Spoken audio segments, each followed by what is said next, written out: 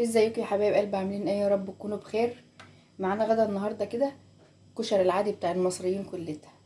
كشري اصفر وبرنجان وفلفل وبطاطس، ودي السلطه بتاعتنا، ودي الدقه بتاعت الايه، البرنجان والفلفل. انا حطيت معلقه سمنه على الوش كده، ونحط بقى الملح بتاعنا اهو.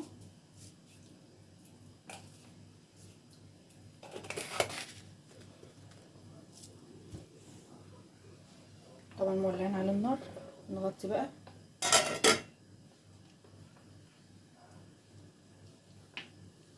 دي المقليه اللي هنعمل فيها البرنجان والفلفل والبطاطس.